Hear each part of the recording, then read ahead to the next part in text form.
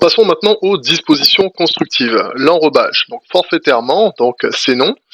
On prend 30 mm lorsqu'on est sur béton de propreté et 65 mm lorsqu'on est directement posé sur le sol. Forfaitairement parlant, bien entendu. Après, vous pouvez toujours vous reporter à la vidéo où on calcule ces noms, tout simplement. Maintenant, on veut savoir si on va mettre des crochets ou pas aux extrémités des armatures. Alors pour ceci, nous allons devoir faire une petite vérification, un petit calcul, tout simple, pas compliqué, vous allez voir en s'aidant du tableau qui est juste en dessous et de cette formule qui est juste là. Alors, pour déterminer déjà LBD, alors LBD, pour le déterminer, il va falloir donc s'amuser dans ce tableau. Vous allez voir, c'est un amusement ici. Tout d'abord, je pars du principe que je suis donc au niveau bonne condition d'adhérence. Voilà, ça c'est fait. Comme ça, tout ce qui est en dessous, je m'en occupe pas. Ensuite, FCK, si je me souviens bien, FCK était égal à 25.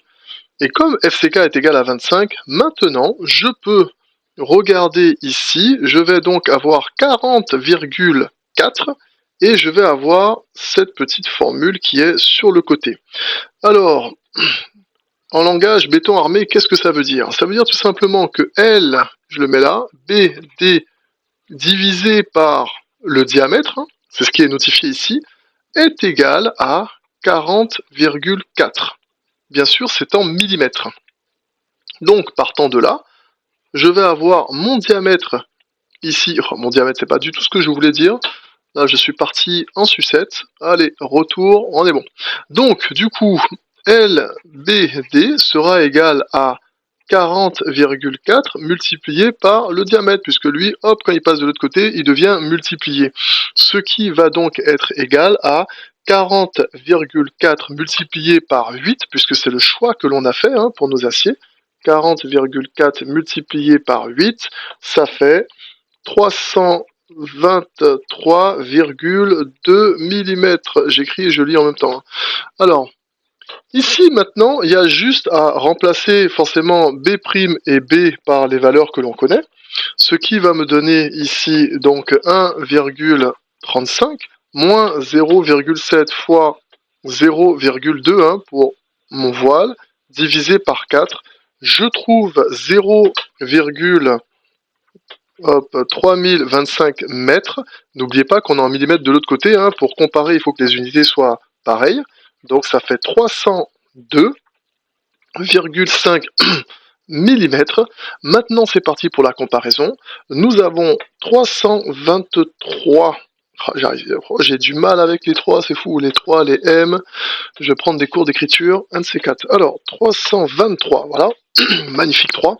2 mm. Ouais, c'est mieux là.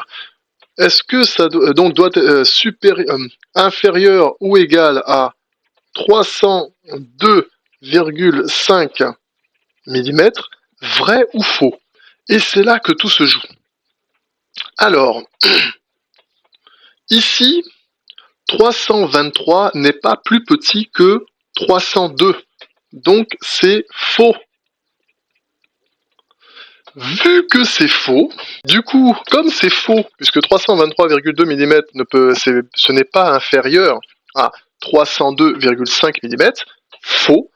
Donc ici, vu que c'est faux, ça veut dire, alors ici, donc, présence de crochet. Alors, le E là, voilà, hop, de crochet. Dans le cas où ça aurait été vrai, ah, tac, tac, voilà. Si c'est vrai, bah, forcément, c'est évident. Si c'est vrai, donc, pas de crochet. Voilà. Mais attention, nous, on est vrai. Je suis en rouge là? Ouais, ça doit être ça. Ah oui. Nous, on est vrai, donc on mettra des crochets tout simplement. Je pense que je me suis assez répété, c'est bon pour ça.